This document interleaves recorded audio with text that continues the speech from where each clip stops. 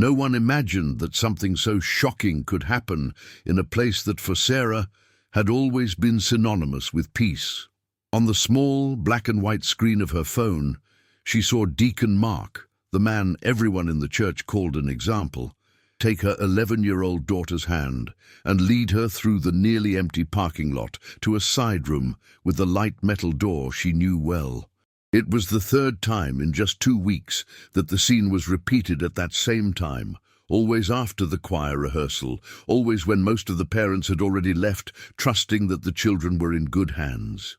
When Emily came out, she would come pale with swollen eyes, trying to disguise it, and she would beg in a voice full of despair and fear not to sing again. That night, after another of these rehearsals, Sarah saw from the sidewalk the deacon bend down next to the girl, touch his lips close to her ear, and whisper something that could not be heard, but that made Emily's body shrink, as if it had been shocked. The girl glanced quickly toward the parking lot, as if searching for her mother, and then lowered her head, clutching the sheet music folder tightly to her chest. Sarah's heart raced, a chill rose up her spine, and in that instant she had the clear feeling that there was an unbelievable secret there, a hidden truth that could change everything she thought about that church. She didn't know yet what she was going to discover, but she was sure that from that moment on, nothing would be the same. But to understand how Sarah got to this point of fear and distrust, it was necessary to go back a few weeks, when life still seemed to follow a simple and even comfortable path, within the limitations of a single mother in a middle-class neighborhood of Tampa, Florida. Sarah Miller was 42 years old, working for years in the same supermarket in the region, organizing shelves, serving customers, taking 2 buses a day to and from work. The apartment where she lived with her daughter was in a cluster of low-rise buildings, with manicured lawns, cars parked side by side, and neighbors who greeted each other with a quick wave in the morning. She had no luxury, but she had what she considered most important: a roof, simple food on the table, and the presence of her daughter, who was her greatest joy. Sarah had divorced when Emily was still a child. The girl's father had moved to another state and kept in distant contact, almost always by quick messages on special dates. Over time, the girl began to say little about him and to lean almost entirely on her mother. Sarah, in turn, took on the role of mother and father, trying to make up for the absence with attention, affection, and a routine that gave her daughter a minimum of security and joy. She was a devoted woman who often came home tired, her feet throbbing after hours on her feet, but still struggled to listen to every detail of her daughter's day, review lessons, and prepare something warm for dinner. Emily, at 11, was a sweet girl, with big, curious brown eyes, brown hair that her mother liked to tie in a high ponytail on school days. She studied at a public school in the neighborhood, taking the yellow bus early in the morning with her backpack almost bigger than her. He liked to draw, to watch old cartoons with his mother at night, and above all, to sing. Music seemed to be, from a very early age, the place where she felt freest. When she discovered the children's choir at First Grace Church a few blocks from home, her eyes lit up in a way Sarah never forgot. First Grace Church was a typical neighborhood church with a light facade, a simple cross at the top, and a lawn out front where, on Sundays, children would run before the service while adults would talk in small groups. Inside, wooden benches lined up, stained glass windows that let the light in soft tones, a raised pulpit, and next to it, the door that led to the choir rehearsal hall and the classrooms of the Bible school. The smell of fresh coffee coming from the social hall mixed with the sound of voices singing familiar hymns. For Sarah, who had grown up in a more troubled home, this place represented stability, community, a chance to give her daughter something better. It was in this church that they met Deacon Mark Johnson. He was 55 years old, with neatly combed grey hair, thin-framed glasses, and a smile that always seemed ready.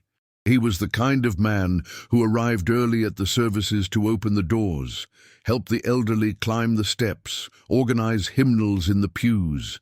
Children seemed to like him, calling him Mr. Mark, and many parents saw him as an almost grandfather figure, someone who could be trusted without fear. In addition, he was responsible for the children's choir, organizing weekly rehearsals, choosing songs and preparing special performances for commemorative dates. On the very first Sunday that Emily sang with the choir, Sarah felt immense pride. The girl, in a simple blue dress, stood there in front, in the middle of other children, singing with a thin but firm voice, following the soft gestures that Mark made with his hands, guiding the group. The mother, sitting in the third row, felt a lump in her throat when she saw her daughter so safe on that improvised stage. She thought to herself that despite all the difficulties, something in their lives was going right. At that time, if someone told her that in a short time she would look at that same man with dread, she would find it unbelievable. After that first day, Emily didn't talk about anything else. At home, she sang excerpts from the hymns, repeated the melodies while helping her mother with the dishes, and even rehearsed in front of the mirror, holding a brush as if it were a microphone. She said that Mr. Mark had said that she had a special gift, that her voice was soft and important to the choir. Sarah listened to this with a heart full of gratitude, feeling that this man had seen something in his daughter that not even she herself could put into words. She even thought he was a gift from God to Emily and the other children. In the first months, nothing clashed with this feeling of normality. Sundays followed an almost sacred rhythm. Sarah woke up early, prepared pancakes with syrup. Emily was already getting up singing, trying on clothes in front of the wardrobe of the small room she shared with a lot of stuffed animals. The mother would fix her daughter's hair, put some lip gloss on her lips, and the two would leave the house holding hands, walking through the quiet streets of the neighborhood to the church. In Sarah's mind, the routine of the service, the choir, and her daughter's smile were a perfect trio. On one of these Sundays, however, something changed almost imperceptibly, like a loose thread in a fabric that feels firm. During the post-service rehearsal, Sarah stayed in the social hall, helping other women set the tables with coffee and cookies. The choir rehearsal took place in the side room, and the door was almost always leaned against. At some point, while putting sugar next to the thermos, Sarah looked by chance in the direction of the hallway. He saw Mark put his hand on Emily's shoulder, bending over to say something, and he noticed the girl shrug her shoulders and purse her lips, as if she wanted to disappear inside herself. It was fast, so fast that anyone else might not even notice. But Sarah's mother's eyes caught that gesture. A shiver ran up the back of her neck, making her restless. She tried to push the thought away.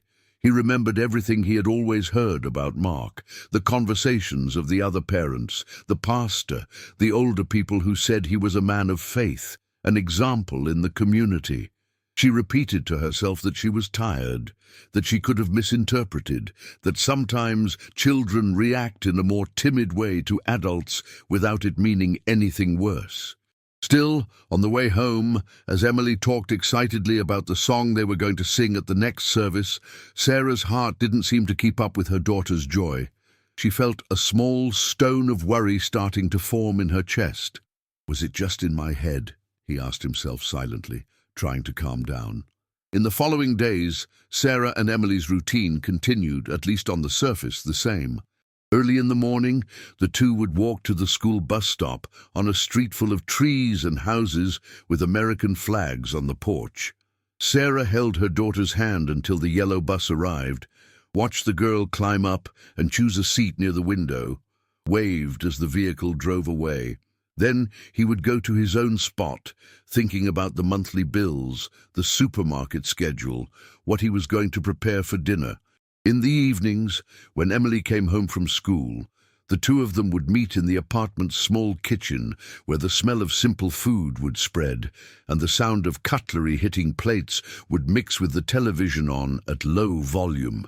It was in these moments that Sarah most enjoyed listening to her daughter talk about school, friends, teachers. Often, the subject returned to the choir. Emily told, with a twinkle in her eyes, how good it was to sing in a group, how she liked it when the whole church was silent to listen to the children. She would talk about how Mark had chosen her to start a hymn alone on a special Sunday, and how she would tremble with nervousness before singing, but then feel a joy that was hard to explain.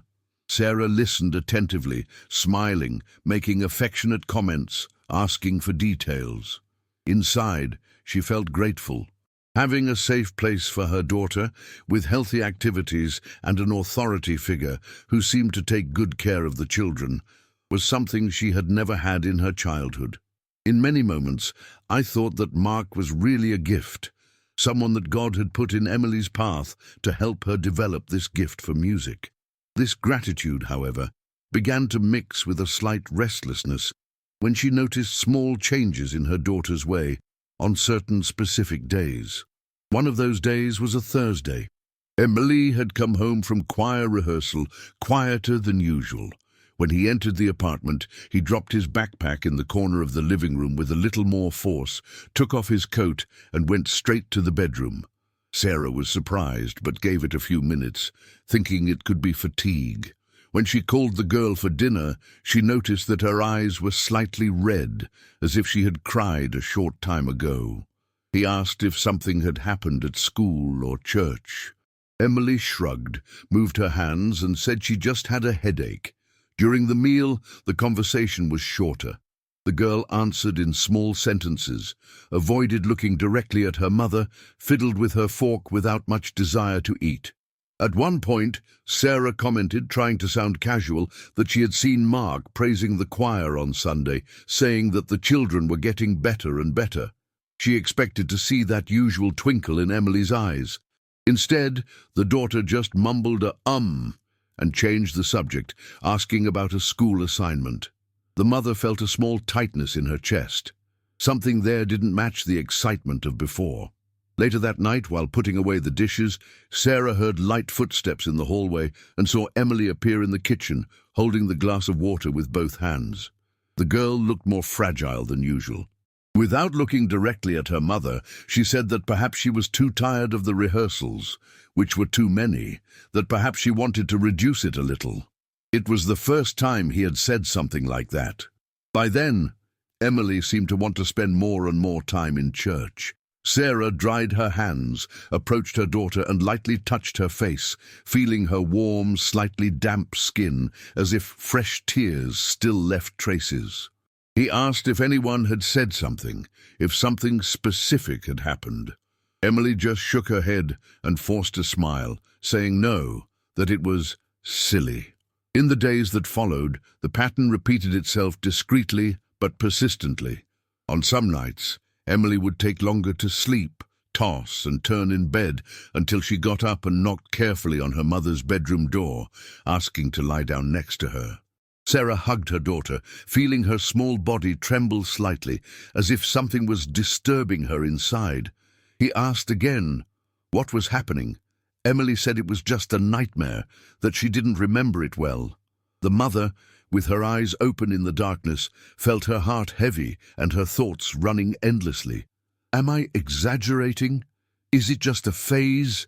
She asked herself, trying to find a simple explanation that would calm that growing restlessness. The point at which the doubt took a clearer form was on a Tuesday night. The choir rehearsal had been longer because an important performance was approaching.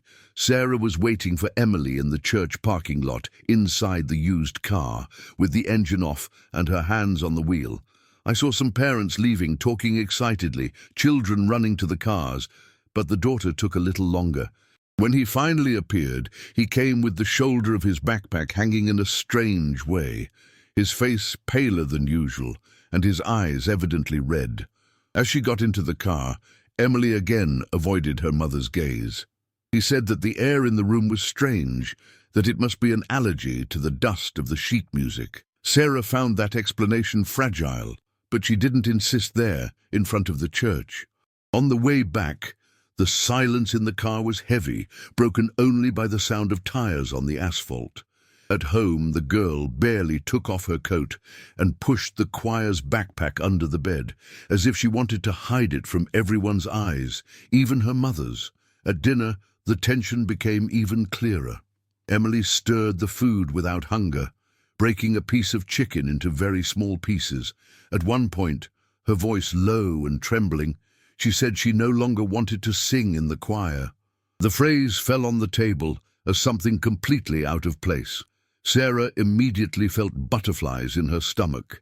He asked why, trying to keep his voice calm, as if it were just a common request. Emily lowered her eyes even more and replied that she didn't like to be there alone after everyone else leaves.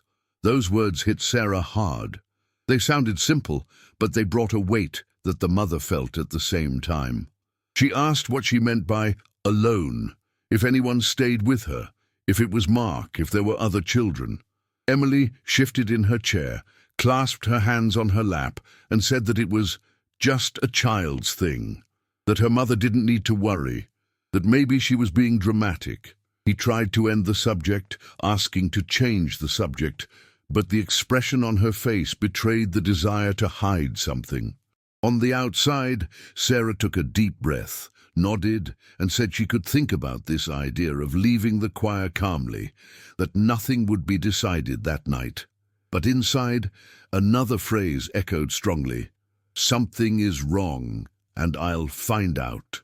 She realized that this request was not just tiredness or laziness. There was a real fear there, even if Emily couldn't or didn't want to put it into words. That night, after her daughter finally fell asleep in bed, the mother sat in the living room with the lights off, staring at Emily's bedroom door and feeling a tightness in her chest. The thought that kept coming out of my head was simple, and at the same time terrifying. What if everything I thought was safe was nothing more than an illusion? She recalled the scene on camera, Mark taking his daughter to the side room, the door closing, the times Emily came back with red eyes, and the request not to stay there anymore after everyone left. The sum of these details formed a picture that Sarah did not want to face, but that began to impose itself on her. If you've come this far, it's because real stories touch you in some way and raise questions that you may have asked yourself about the mother's instinct and how much it can see beyond appearances. Help this story reach other women who also need to hear this. Leave your like, subscribe to the channel, and activate the bell so that more mothers learn not to ignore the voice of their own heart.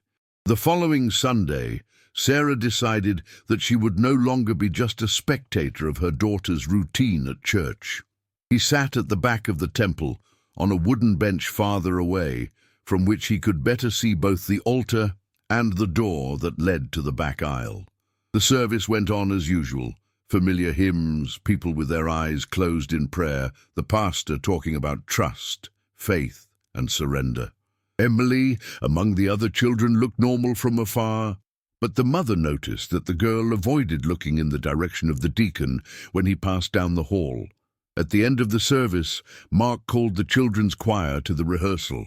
The children joined in, some running, others laughing. Emily stood up more slowly, clutching the sheet music folder to her chest. Before walking away, he looked quickly at his mother, a look that lasted only seconds, but which carried something different. It wasn't the glimmer of excitement it had been before. It seemed like a silent cry for help, a "don't leave me here," that only Sarah noticed. Her heart tightened, but in order not to attract attention, she just nodded, as if to say that everything was fine. When the group disappeared through the side door, Sarah waited a few minutes and then stood up carefully. Instead of going to the social hall, where other women were already starting to organize the coffee, she followed the opposite corridor, walking slowly, trying not to make noise with her shoes on the floor. He came to a corner from where he could see in the distance the door to the choir room. The door was just leaning against it, letting through a crack of light and some muffled sounds. She heard Mark's voice calmly, guiding the children, asking them to repeat certain passages. For a few moments, everything seemed normal. Children's voices singing, light laughter, the sound of sheet music being handled. But as time went on, Sarah noticed a strange pattern. One by one, the children began to leave the room, passing through the corridor towards the exit, some still humming, others going to meet their parents. Emily, however, did not appear. The mother, hiding in the corner, saw Mark escort the last two boys to the door, say goodbye to them with a smile, and then close the door again. The silence that followed seemed heavier than before.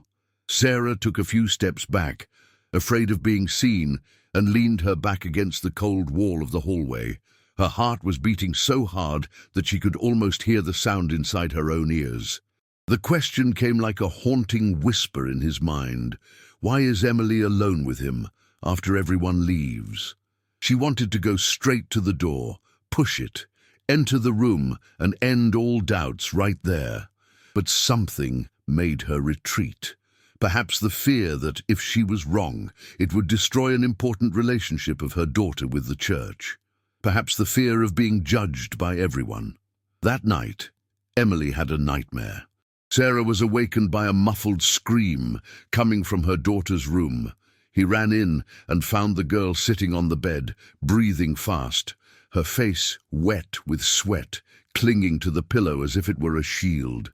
Her mother sat next to her, hugged her trembling body, and asked in a low voice what had happened. Emily squeezed the pillow even more and said that she didn't remember it right, that she only knew that she was trapped in a room with a door that wouldn't open. The description was simple, but enough to chill Sarah's blood. She spent the rest of the night unable to sleep. She lay next to her daughter, listening to her breathing slowly calm down, while her own remained tense. Her thoughts came in waves. She remembered the girl's look before entering the rehearsal, the door closing, the silence in the hallway, the way Emily cringed when Mark got too close. Each detail seemed to put together a puzzle that she still didn't have the courage to face completely. The next day, Sarah decided she needed more than observations from a distance. It was time to talk to her daughter in a more open way, in an environment where Emily felt safe. He chose a Saturday morning, when the weather in the city was milder and the routine was not so busy. He invited the girl to the neighborhood park, a place with tall trees, a small artificial lake, wooden benches, and a playground where younger children swayed and slid.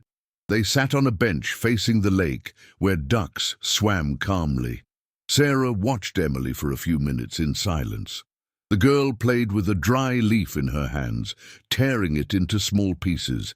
The mother felt that this repetitive gesture showed a silent anxiety. He took a deep breath and began to speak, without accusing anyone, without using heavy words. He said he knew that not every adult was trustworthy just because he wore a suit or spoke beautifully from a pulpit. He also said that, for her, nothing in the world was more important than the safety of her daughter, and that he would always, in any situation, choose to believe in Emily. The girl remained silent for a while. Then she bit her lower lip, as she did when she was nervous, and finally looked up at her mother. He said that Deacon Mark sometimes said strange things when everyone left. Not things she could easily repeat, but that made her heart race and the urge to cry appear. She added that he kept remembering that it was a special secret between the two of them, something that, if told, would make no one believe her anymore, that adults would think she was making it up to get attention. When she heard the phrase, special secret, Sarah felt a lump in her throat so bad that she had to swallow twice before she could breathe properly. A mixture of despair, fear, and anger rose inside her. At the same time, she struggled not to let that emotion explode in front of her daughter, because she didn't want Emily to feel guilty or even more scared. Instead, he placed his hand on the girl's hands and assured her in a firm voice that no secret had more weight than the truth, and that nothing she told her would make her mother stop loving her or believing in her. That conversation, however, seemed to have an invisible limit. When Sarah began to ask for details, Emily backed off, saying that she didn't remember everything, that maybe she was exaggerating, that the deacon just wanted to talk, and that she was confused. The mother realized that as much as her daughter had opened a crack, she still did not feel ready to open the door of everything she was experiencing or feeling. He left the park with the feeling that he had taken an important step, but he was still walking in the dark. She understood at that moment that it would not be with words alone that she would be able to understand the whole truth. He would need to see it with his own eyes.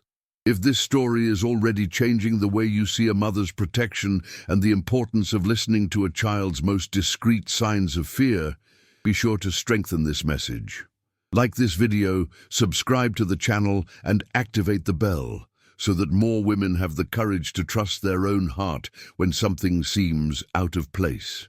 Determined to go beyond conversation, Sarah began to plan a way to observe the choir's routine more closely, without drawing so much attention to herself. The following Sunday, he arrived at church a little earlier than usual.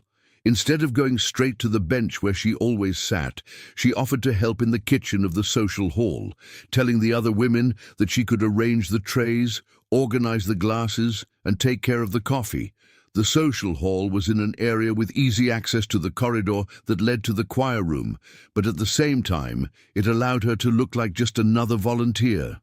As she cut simple cakes and placed napkins in baskets, Sarah discreetly watched the movement. I saw the parents talking, laughing, some saying goodbye to their children with a quick kiss on the forehead and leaving even before the end of the rehearsals, completely calm. This reinforced how much everyone trusted Mark. That, instead of calming her down, only increased the feeling of isolation. She seemed to be the only one to see a different drawing in the same scenes. When the service ended and the children went to rehearsal, Sarah approached the hall again. At one point, Emily walked past her carrying the sheet music folder. The girl gave a quick look, again loaded with something difficult to define, as if asking for help without using words. Sarah smiled, trying to convey security, but inside she felt her hands sweat and her legs become slightly wobbly. Back in the social hall, she pretended to be concentrating on tidying up, but as soon as she saw that no one was paying attention to her, she walked to a side window that overlooked the area where the choir room was. It wasn't a perfect sight, but you could see part of the hallway and the door, as well as hear some sounds. From there he heard the voices of the children singing, muffled laughter, Mark's calm tone correcting notes and asking for attention. At first glance, everything looked the same as any other shoot. As time passed, however, that scene repeated itself. The children's voices were decreasing in number. The noise of footsteps in the corridor indicated that some children were leaving. Sarah saw, through the side of the window, 2 boys running by, followed by a girl who was fixing her hair. The door to the room was open for a few seconds, long enough for Sarah to notice Emily still inside, sitting in a chair further back, while Mark leaned over a table, arranging something. Then the door closed again. It was then that the silence came, heavier than before. There was no more singing in chorus, no more laughter. What reached Sarah's ears were only murmurs, loose words that she could not distinguish, followed by pauses that were too long. In one of these moments, the sensation was so strange that her heart raced almost painfully. Again, the urge to run to the door, knock, enter and end any chance of danger took over her entire body. But the fear of the church's reaction, the comments, the weight of accusing someone so respected without concrete evidence still held her back. That afternoon, back at the apartment, Sarah realized that it would be no use just watching from a distance.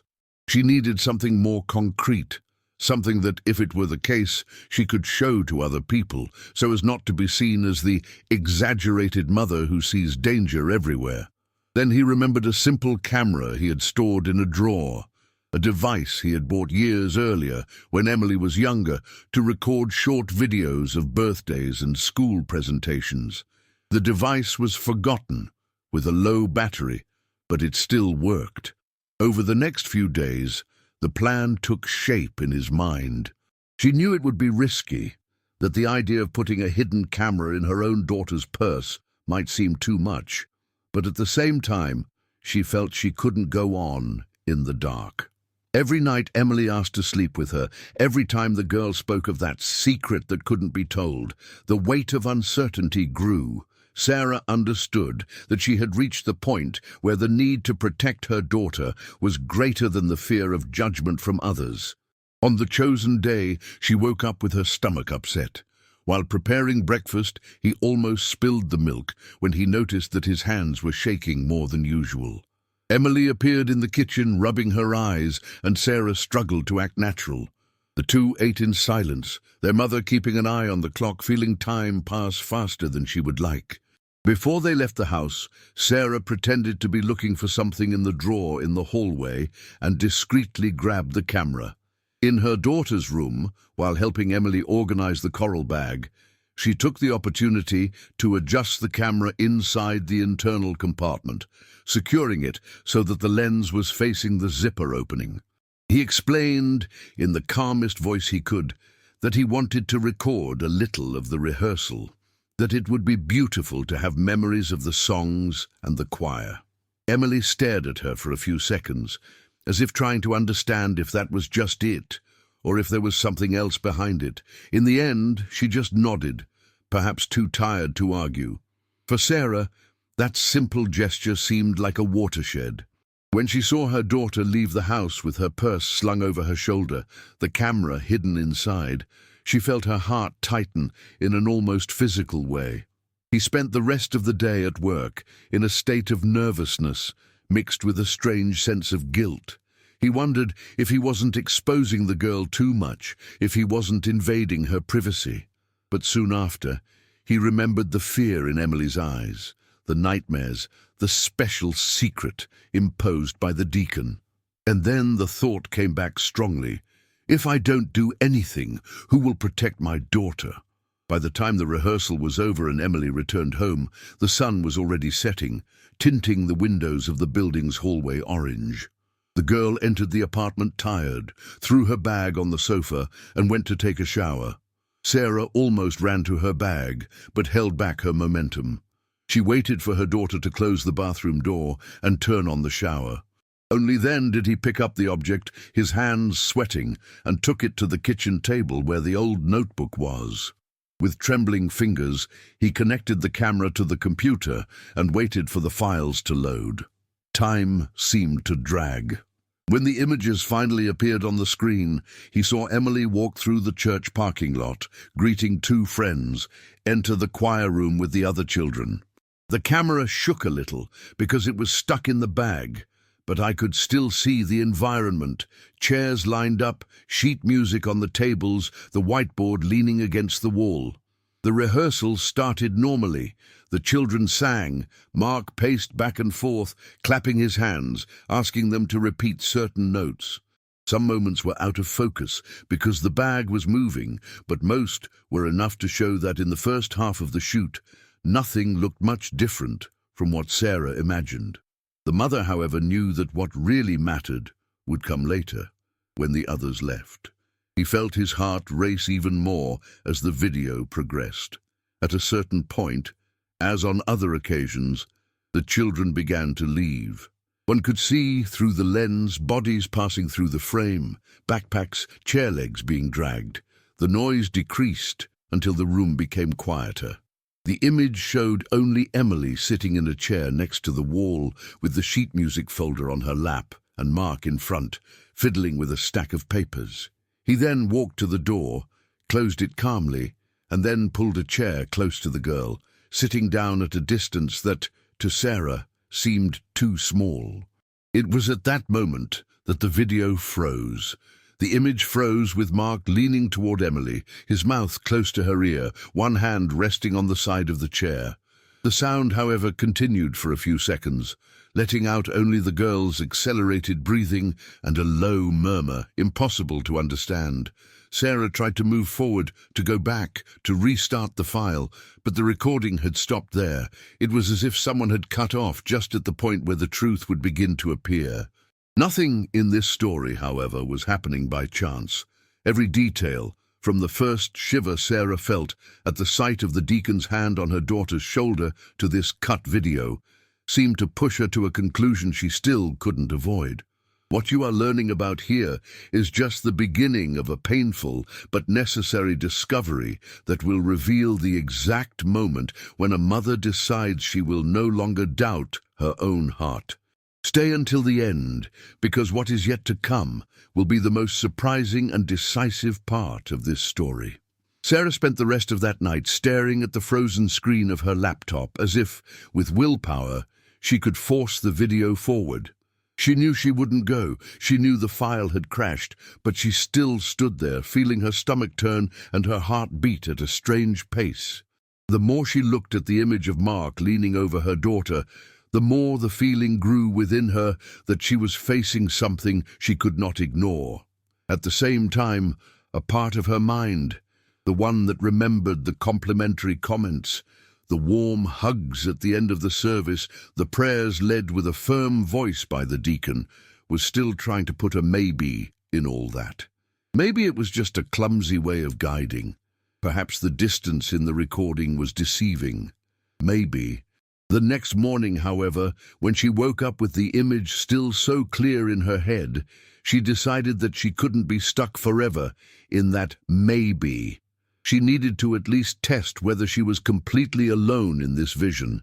He printed out a few frames of the video, the best he could, with the image a little shaky, but clear enough to show the deacon too close to Emily in the empty room. He cut the sheets carefully, as if handling evidence of a crime, and kept everything in a simple folder, held together by an elastic band. As I did so, I felt my hands cold, my heart racing, and a question hammering in my head. Will anyone but me see what I'm seeing? He chose to talk to Linda. The two had known each other for a few years, ever since Emily and her daughter began attending the children's Bible school together. Linda was the kind of woman everyone thought was sensible, firm in the faith, present in almost all church activities.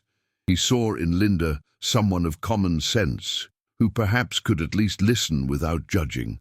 The following Sunday, he arranged to talk to her in the parking lot after the service. The service that day seemed longer than usual. Sarah barely heard the sermon, barely participated in the singing. Every time Mark's name was mentioned, every time he stood up to read a text or assist in collecting offerings, she felt her chest tighten. He watched as people smiled at him, as some ladies embraced him gratefully, as if he were a dear son. This made it even harder to imagine everyone's reaction if she dared to say out loud what she suspected. When the service ended, he found Linda near the exit, her purse slung over her shoulder, her Bible in her hand, talking to two other women. He waited for the conversation to end, approached and asked in a low voice if they could talk quickly in the car. Linda was surprised by the tone, but nodded, saying that she only needed to warn her daughter that it would take a few minutes. They walked to the parking lot, among arriving and leaving cars, children running around in Sunday clothes, and men taking off ties. Inside Sarah's car, with the windows partially open to relieve some of the heat, the initial silence weighed down. Beautiful, smiling as usual, she seemed uncomfortable with that atmosphere. He asked if everything was okay, if something had happened to Emily. Sarah took a deep breath, opened the folder slowly, and placed the printed photos on the console between the seats. He said that he needed, first of all, for Linda to look at those images without thinking about who the person was, without remembering the position, the friendship, anything. She asked her to see her as a mother only. Linda took the photos, brought her eyes closer and, at first, narrowed her forehead, as if trying to understand what exactly she was seeing. The images showed Emily sitting alone in the choir room, the deacon pulling out his chair, leaning close, the door closed in the background. After a few seconds, she shook her head slightly and let out a sigh that mixed surprise and irritation. He said that the photos were a little strange, perhaps because of the angle, which could give the wrong impression of things. Sarah explained about the video, said that the recording had crashed at that point, told of her daughter's accelerated breathing in the final seconds, the nights when Emily curled up in bed with nightmares, the insistent request to leave the choir. She expected to see on her friend's face a mirror of her own fear. Instead, he saw Linda's smile firm up like a mask. She carefully returned the photos, straightened her skirt, and said that she had known Mark for more than 15 years, that he had always behaved like a grandfather to those children. He also said that sometimes adults leaned to speak more quietly with the little ones, that perhaps he was just correcting posture, helping Emily feel more secure. The words, almost a grandfather to the children, hit Sarah like a blow. She tried to insist, saying that it was not just that her daughter spoke of a special secret, that she no longer wanted to be alone in the living room. Linda, however, kept her tone calm, asking her to be careful not to destroy a good man's reputation because of fear. He asked if it wasn't just overzealousness, if Sarah wasn't seeing something where there wasn't any. Finally, he recommended that he talk directly with the deacon, without spreading suspicion. When Linda got out of the car, with a quick kiss on the cheek and an automatic, "I'll pray for you," Sarah spent a few minutes holding the steering wheel so tightly that her knuckles turned white. She felt more alone than she had ever felt in her entire life. It wasn't just the lack of support, it was the feeling that the very community, the one to which he had given his trust, was incapable of admitting that something so serious could be born from within it. On the way back home, the road seemed longer, despite being the same as always. The radio played a light song that she didn't even hear. Emily, in the back seat, was playing with her cell phone, distracted. Sarah, with her eyes fixed on the asphalt, let her thoughts run wild. She remembered the frozen image in the video, her daughter's strange expression, the way Linda preferred to believe in misunderstanding rather than consider the possibility of something serious. A silent anger began to rise, mixed with fear. At a red light, he stopped the car, took a deep breath and squeezed the steering wheel so hard that his hands hurt. It was there, looking at the lighthouse, that a clear phrase appeared in his mind. "If no one wants to see it, I'll show it to everyone, no matter who it hurts." It was no longer just about protecting Emily. It was also about not allowing other mothers to be silenced in the same way, about not accepting that blind trust in a man erased the signs that the children were showing. In the following days, this decision began to turn into action. Sarah began to observe even more closely what was happening around the choir. At every rehearsal, at every outing to church, she kept herself more alert than ever. Instead of just taking Emily and picking it up later, she started to arrive a little earlier, to stay around longer, to pay attention not only to her daughter, but to the other children. He first noticed a blonde girl of about 10 years old, who used to stand in front of the choir, always smiling, who suddenly disappeared from the performances. When she asked, she heard from one of the women in the church that the little girl didn't want to sing anymore, but no one could explain for sure why. Then he noticed a boy who, whenever he passed near the choir hall, took a longer turn, as if he purposely avoided that door. His mother, when questioned, said that her son had been a little strange with the church, which lately made excuses not to go to the service. Sarah began to start a conversation carefully, without accusing, without pointing out names. She asked if her children had changed their behavior, if they complained about anything in rehearsals, if they talked about special activities. In response, he found eyes that averted, shoulders that stood up in gestures of defense, vague phrases such as, "That's the way children are, change their minds quickly," or "They are more sensitive nowadays." I realized in the pauses and sighs that there was something there that many mothers preferred not to face. Perhaps for fear of opening a door that once opened would not close easily. At home, on a Tuesday night after another rehearsal, Emily returned in the same way, silent, with her gaze lost and her mechanical movements. Sarah waited for the girl to take a shower, to have dinner, and only then, already in the room, sitting on the edge of the bed, did she bring up the subject again. He asked delicately what the deacon said when they were alone in the room, when the others left. Emily, her hair still damp, hugged the pillow and, in a barely audible whisper, repeated what she had already said in the park, but in more detail. He said that Mark always said that the time after rehearsals was a special activity, only for a few chosen children, that he asked them to say that if anyone asked, to say that they were training something different for the choir, and that he reinforced in a soft voice that it was not to ruin that special moment by telling his mother things, because adults would get it wrong, make a scandal, and end up taking something good from them. Hearing the phrase, special activity, Sarah felt an instant chill run through her entire body. His hands became cold, his chest tightened. It was no longer just a vague discomfort. It was a concrete sentence, a pattern. Children who left the choir without explanation, little ones who avoided passing through the hall, mothers with too quick answers, now linked by this same justification. Extra time, supposedly innocent, disguised as opportunity, surrounded by secrecy. From that moment on, fear gave way to intense indignation. How could anyone dare inside a church to use this language of choice, of privilege, to silence children?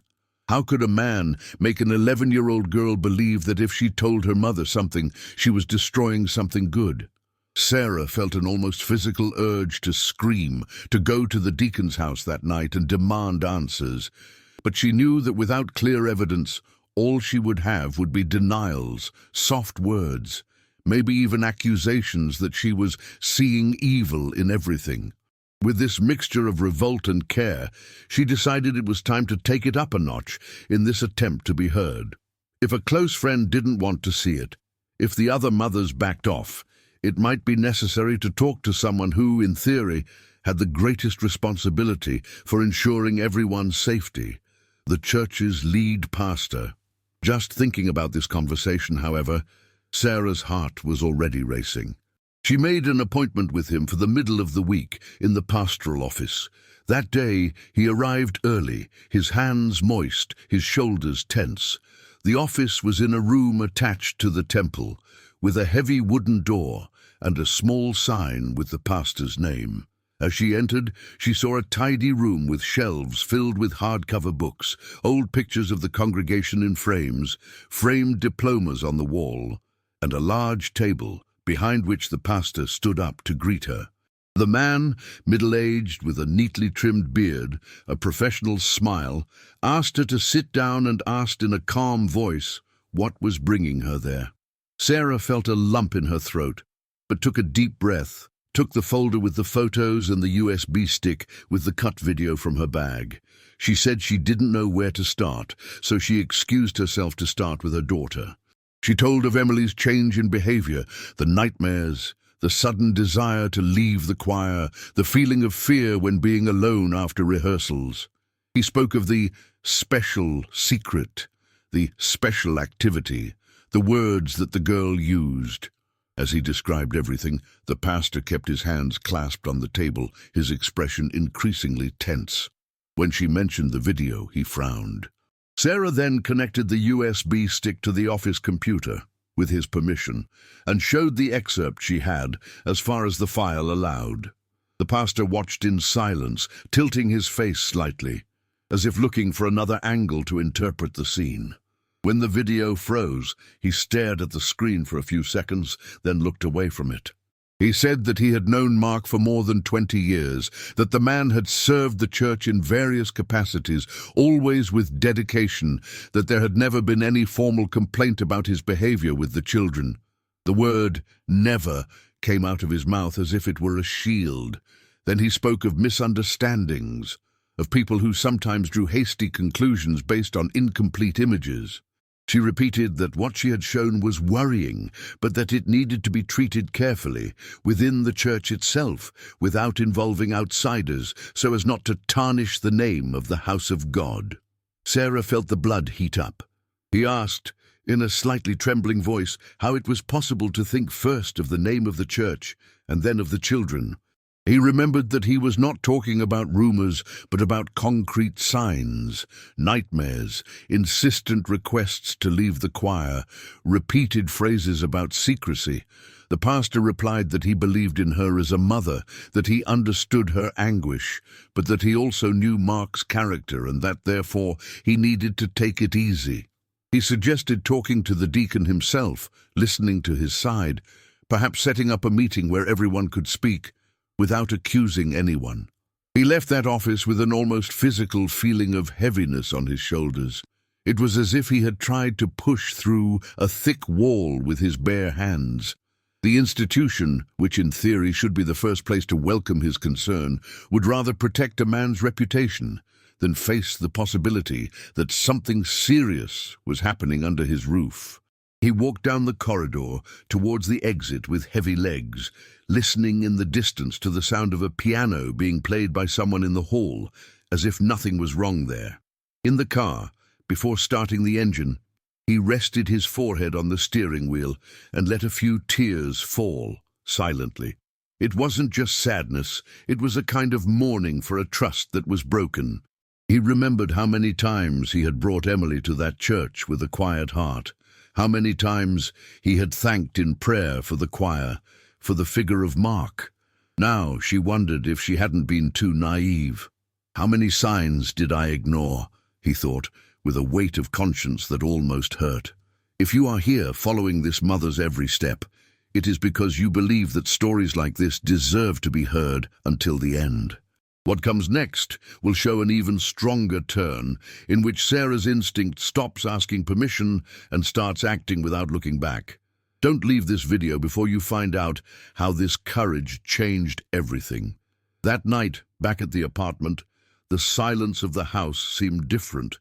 Emily slept, hugging the worn-out teddy bear she had received at age 4, the same one she carried when she had a high fever, when she had to be injected in the hospital, when her father left.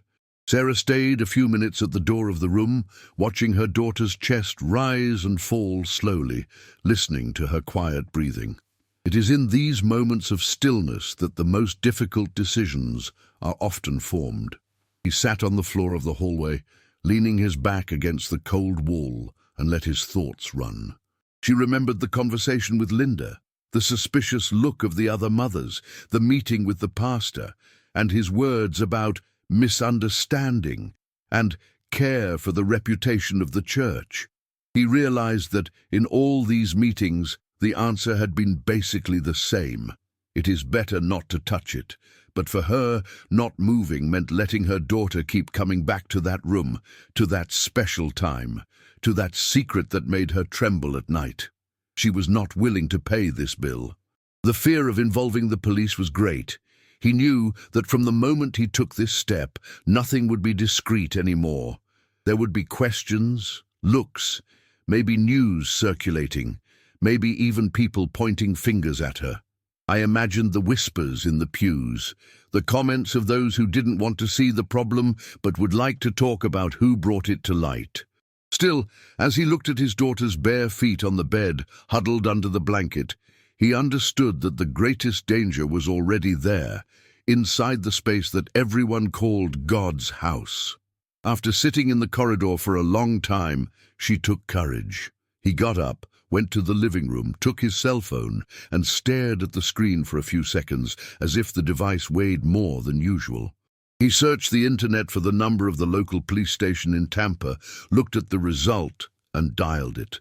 As he called, he felt his hands sweat, his heart beating faster, his mouth dry. It almost hung up before anyone answered, but it didn't. When a female voice on the other end of the line came forward, Sarah took a deep breath and said she needed to talk to someone about a situation involving a child and a trusted person from a church. The employee listened in silence, asked some basic questions, and upon hearing that the child was Sarah's own daughter, suggested scheduling a meeting with a detective specializing in cases with minors. They scheduled a time for 2 days later. When she hung up, the mother felt a mixture of relief and fear, relief that finally she had called someone from the outside who could look at the situation with eyes less loaded with bonds, fear of everything that this decision could trigger. Before going to sleep, he returned to Emily's room. The girl was still hugging the teddy bear, her face relaxed. Sarah approached, carefully adjusted a lock of hair that fell over her daughter's forehead, and, in a whisper that was not intended to wake her up, but that needed to come out of her, said, "If I don't do anything, I will carry this guilt forever." That phrase was not just dramatization, it was the raw truth. I was tired of being the only one to see danger in a scenario where everyone preferred to see only peace. There, kneeling by the bed, she made an intimate decision. From that moment on, she would no longer expect approval from the church, nor understanding from her friends. He would do whatever it took to protect Emily, even if it meant breaking with everything he knew. 2 days later, he sat in front of the detective in a simple room at the police station. The walls were a faded beige. A table occupied the center, with 2 chairs on one side and one on the other. The detective, a woman of about 40, with a steady gaze and a sure voice, listened to every word attentively. Sarah told it all over again, from the first shiver in the rehearsal, to the cut video, to the special secrets, to the evasive answers of the other mothers, to the meeting with the pastor. He showed the printed photos, handed over the USB stick, reported the fear in the nightmare nights. Unlike the other adults she had spoken to, the detective did not try to minimize anything. He didn't mention misunderstanding, nor did he ask Sarah to be careful not to ruin anyone's reputation. Instead, he asked for more details: how long this had been happening, how many times Emily had been alone with the deacon, whether the girl had reported any inappropriate touching or specific words. He explained that in cases like this, it was important to act carefully, so as not to put the child at greater risk, and at the same time to obtain evidence that left no doubts. After hearing everything, the detective said that, from her point of view, there were elements serious enough to set off all the alerts. He then suggested a plan: not to confront the deacon yet, not to warn the church, not to comment to anyone, to prevent him from changing his behavior or destroying evidence. Instead, he proposed discreetly following one of the rehearsals, with a plainclothes police officer inside the church and nearby patrol cars, as well as better audio equipment hidden with Emily. The idea was to get a flagrant, or at least a clear recording of the conversations that he insisted on calling special. Sarah heard the plan with a mixture of relief and terror. Part of her wanted to get Emily out of there forever at that very time, without allowing her daughter to be close to Mark again. Another part, however, understood that, if he retreated now, perhaps the man would continue to do the same with other children, on other days, in other special activities. I also needed to think about the girls and boys who didn't have such a suspicious mother, or who didn't feel comfortable talking about their fears. They then agreed that the choir's next rehearsal would be the moment. The detective wrote down the day and time, made a few calls, and asked Sarah to act like nothing was happening until then. He also asked her to talk to Emily carefully, explaining that her mother was already taking care of the problem, that she was not alone, but without detailing the participation of the police, so as not to further increase the girl's anxiety. The promise was that nothing would be done to expose Emily beyond what was necessary, and that her safety would be a priority at every step. Sunday came faster than Sarah would have liked. From an early age, she felt a constant tightness in her chest, as if her own body knew that day would be decisive. She prepared breakfast in silence, helped Emily get ready, tied her daughter's hair carefully, avoiding commenting on anything out of the routine so as not to make her even more nervous. Inside, however, each gesture was loaded with a new weight. Maybe today I will see what I don't want to see, but I need. When he arrived at the church, he noticed 2 ordinary vehicles parked on different streets, a little away from the main door so as not to attract attention. She recognized from the description the detective had given the plainclothes policeman sitting at the back of the temple, pretending to be just another visitor. He didn't look directly at her, but it was as if they both knew each other's role in that scenario. He handed Emily the bag where, in addition to the sheet music, there was now a small audio recording device, more discreet and efficient than the old camera. Sarah's heart ached to see her daughter hanging that bag on her shoulder, knowing that, inside, there was an instrument of protection, but also the risk of recording something that no mother wants to hear. The girl, although she did not know all the details, realized that something different was happening. His steps were more hesitant, his gaze fleeing even more from the figure of the deacon.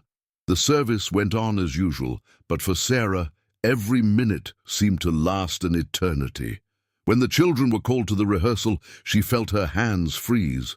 He watched Emily get up from the bench, look at her mother, and for the first time, Sarah gave a little nod that meant more than any words. "I'm here, I know, and I won't leave you alone." As the rehearsal began, the plainclothes officer discreetly moved from his place in the temple to an area closer to the back aisle. Sarah, in turn, positioned herself again near the side window from which she could see, at least, the door to the choir room. The sound of children's voices echoed in a familiar way, as on so many other Sundays. The difference was that now there was someone recording every word said after the others left. At the end of the rehearsal, the pattern was repeated. Children leaving in small groups, running to meet their parents, a mother calling her child in a hurry, a father making fun of the delay. Sarah watched everything as if she were in slow motion, waiting for the moment when the room would be almost empty. He saw through the crack in the door that Emily was still there, sitting. She saw Mark escort two girls into the hallway, say goodbye to them with a smile, and then close the door again. It was at that time that she felt her heart almost jump out of her mouth.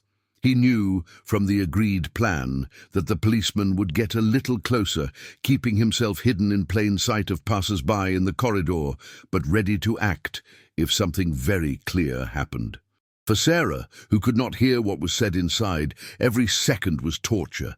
He imagined parts of the dialogue, tried to guess the tone of his voice, remembered the words "special secret" as an echo that did not cease. Time seemed to drag on. She put her hand against the cold wall next to the window, trying to control her breathing. In his head, questions ran over each other. I wonder, what is he saying now? Are you trying to make her believe in something? Are you touching it in a way you shouldn't? What if, even with all this, no one considers it serious enough? With each of these questions, fear was mixed with the certainty that, after that day, there would be no turning back. One way or another, the truth would come out. This story is not light, nor simple, nor made for empty curiosity. If you've come this far, it's because you want to understand what happens when a mother refuses to close her eyes, even when everyone around her prefers the comfort of blindness. You're about to see the revelation that changes everything. Are you ready to face this truth to the end?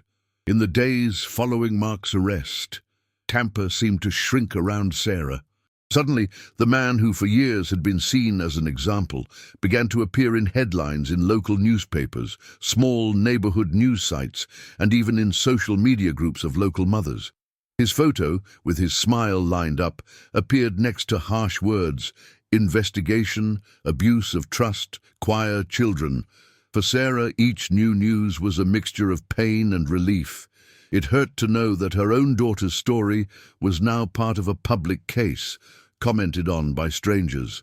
At the same time, there was a clear feeling that at last what was hidden had come to be seen in the light of day. In the first week, the consequences appeared overwhelmingly. Other families began to look for the police station, some with tense faces, others crying, taking photos of their children, copies of old messages, memories of changes in behavior that, until then, had been swallowed up by doubts and fear of being called exaggerated. Sarah, sitting in a plastic chair at the reception of the police station, saw mothers who attended the same church as her enter with their heads down and leave with teary eyes, as if seeing for the first time that the signs they ignored also had meaning. Emily, after all, was not alone. The stories began to intersect. One mother said that her daughter had left the choir without explanation, after weeks of crying before rehearsals. Another recalled her son saying that he did not like to stay for the special activity after the service, but she thought it was just shyness. Gradually, the pattern Sarah had felt in the dark was forming in front of everyone. Always the same man, the same room, the same request that it be a secret. The indignation of the mother, who previously seemed isolated, began to echo in the voice of other women who also blamed themselves for not having acted sooner. At First Grace Church, the impact was devastating. The seat Mark used to occupy, always in the front row, was empty, like a hole visible to everyone. Sunday meetings became different. Instead of just praise and messages of comfort, there were moments of confession, long prayers, heavy silence. The pastor, who had initially preferred to believe in decades of good service from the deacon, realized that he could no longer hide behind phrases about misunderstandings. In a particularly tense service, in front of a packed hall, he stepped into the pulpit with a haggard face and, with a choked voice, publicly apologized for not giving due weight to Sarah's concerns.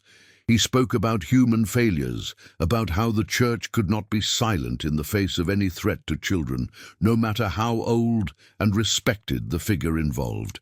He spoke of the importance of reviewing procedures, of never again allowing a child to be alone with an adult in closed rooms, without open doors, without the presence of other guardians.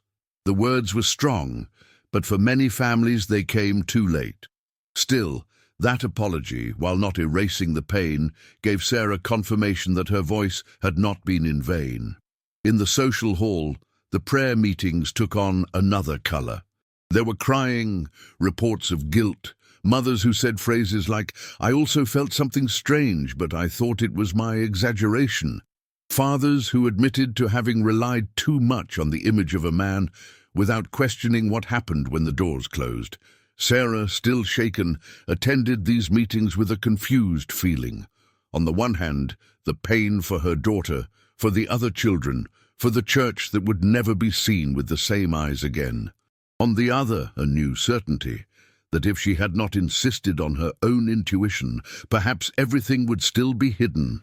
At home, away from the murmurs and headlines, Sarah gradually began to understand the size of what had happened. It wasn't just her and Emily's story. It was the story of many families who, out of fear, shame, or blind trust, had missed signs that now seemed all too clear. She thought about how many times she had questioned her own judgment, how many nights she had called herself exaggerated in thought, and how, in the end, it was precisely the insistence on this exaggeration that saved her daughter. The lesson that emerged from this was hard but powerful. When it comes to a child's well-being, the mother's doubt deserves to be heard before any reputation, position, or tradition. This perception was transformed within her into a kind of responsibility. Sarah began to feel that the story that had hurt her so much could also serve to open the eyes of other women. When some mother in the market, at school, or at church approached with a hesitant look to ask how Emily was doing, she no longer spoke only of suffering, but also of courage.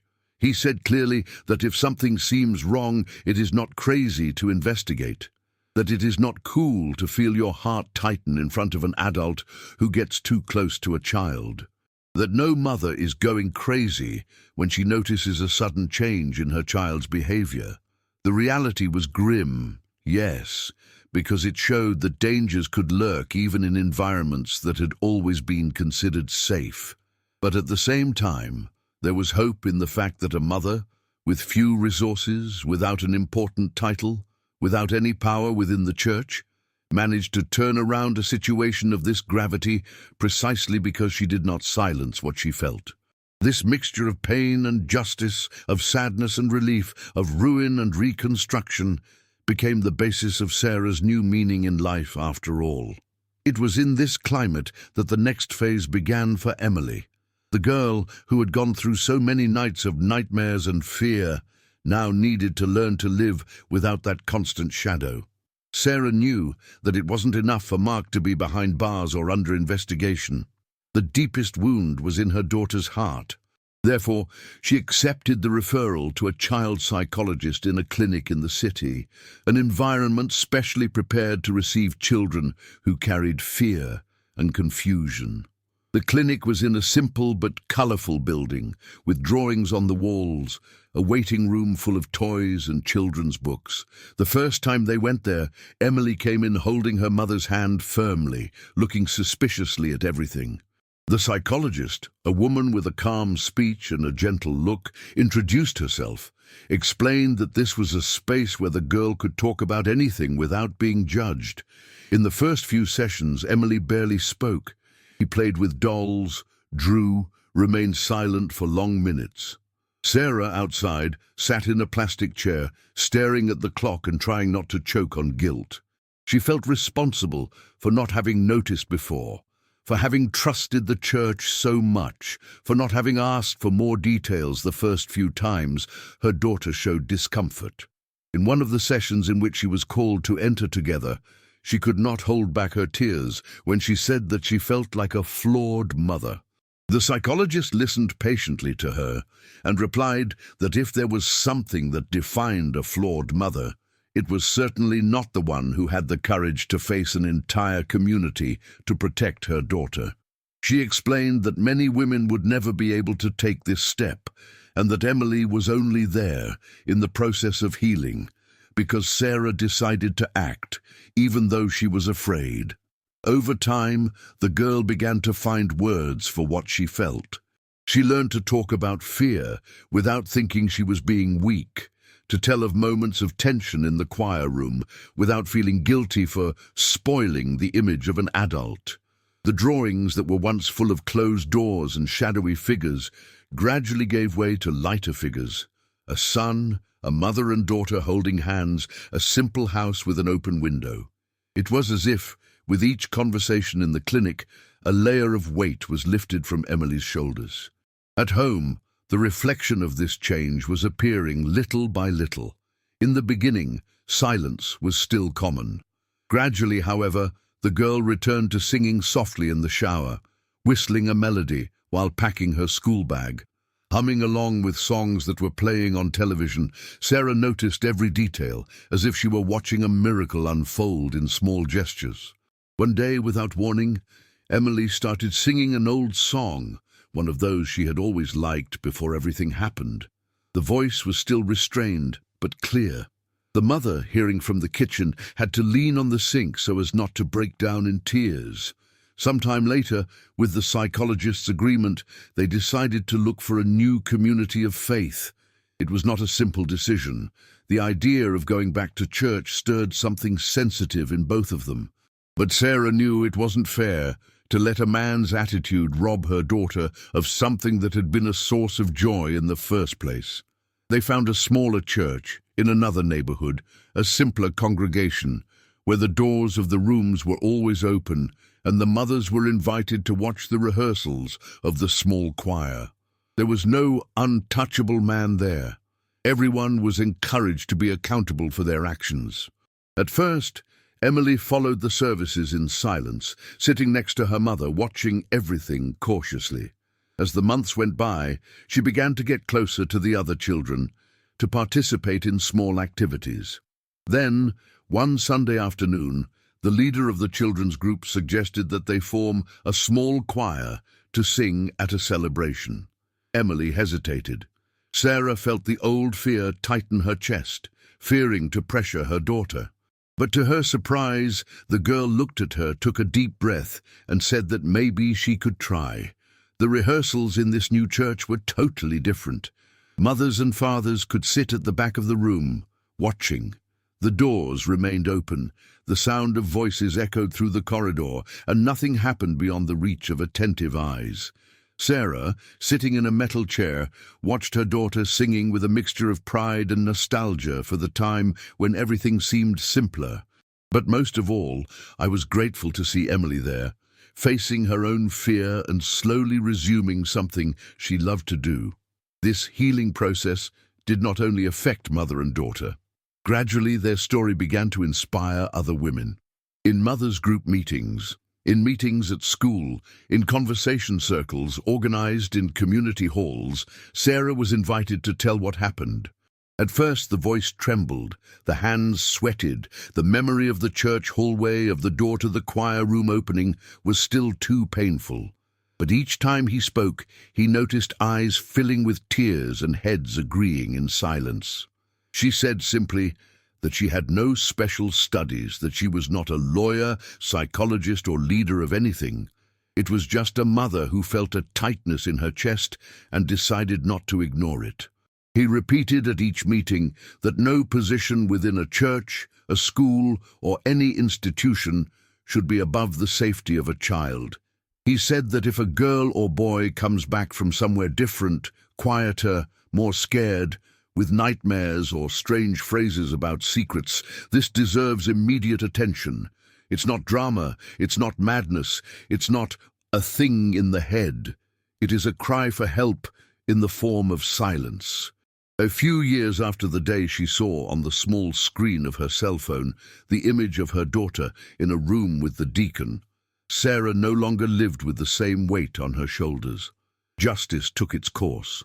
Mark had been tried, and the body of evidence, added to the accounts of several families, resulted in a long sentence. He was behind bars, unable to approach any children, and that brought her a kind of firm peace. It did not erase what happened, but it closed an important door, the door of impunity. Emily, in turn, now a teenager, had a routine that mixed school, new friendships, and music. She sang in a small community choir, where every rehearsal was open, where everyone knew everyone's name, and where she no longer had to swallow her fear in the name of a special secret. The bond between the two had become even stronger. There were long conversations in the kitchen, shared laughter, long hugs on difficult days, a confidence that had been born of the certainty that when Emily spoke, Sarah chose to believe in her above all else. Years later, when the Deacon's case no longer made the headlines of the local newspapers, the memory of that choir room door closing still came back to Sarah's dreams some nights. She woke up with her heart racing, reached through the darkness of the room, and felt Emily's peaceful breathing in the next room, and that was enough to bring a little peace to her chest. The girl was no longer the little girl in the pigtails and flowered dress running through the halls of First Grace Church, but a teenager who had found her voice again, this time in a small community choir, in a church in a simpler neighborhood, where the doors were always open and mothers were invited to come in and watch the rehearsals. In that new temple, on an afternoon of rehearsal, Sarah sat on a worn wooden bench, watching Emily sing, eyes closed, her hands loose, fearless. The sound of her daughter's voice filled the room, mixed with the smell of freshly brewed coffee and the sound of footsteps of children running down the hall. For a moment, the image of the face of Mark, the deacon she once called a man of God, tried to invade her mind, but was driven away by the memory of the handcuffs, the prison sentence, and the certainty that he would not come near any child for many years. She thought about how different everything might have been if she had silenced the tightness in her chest, if she had believed it was just mother paranoia, as some put it. He remembered the day when Emily, still scared, told her about the special secret and the fear the girl had that no one would believe her. It was at that moment that Sarah understood that the greatest proof of love was not to protect the reputation of a church, nor to maintain the appearances of a community, but to put the well-being of her own daughter above any crooked gaze, any judgment. At the end of the rehearsal, Emily ran up to her, her face lit up, and threw herself into his arms. Sarah smelled fruit shampoo in her daughter's hair, heard the loose laugh that had long since disappeared, and a warm tear ran down the corner of her eye. "Are you okay, my love?" she asked, only to hear again the answer that had become her greatest reward. "I am, Mum. Now I'm really fine," Emily said, shaking her mother's hand securely. As they walked to their car, parked on a quiet street in Tampa, the afternoon sun beating down on the windows of simple homes, Sarah thought of all the women who might be feeling the same butterflies in their stomachs in front of a trusted adult who was getting too close to their children. She wished from the bottom of her soul that no mother would ignore that low voice that warns when something is not right. Because in the end, it was this voice that saved Emily, that exposed a man who hid behind a suit and a Bible, and that gave courage to other mothers to break the silence. That night, before going to sleep, Sarah looked at her daughter and made a simple but profound promise. As long as I breathe, no one will boss you over more than your heart and my love. And for the first time, in a long time, the two slept without fear, knowing that even after so much pain, the bond between mother and daughter had grown even stronger than any secret hidden inside a church. This story, in essence, talks about something that goes far beyond a specific church or neighborhood in Tampa.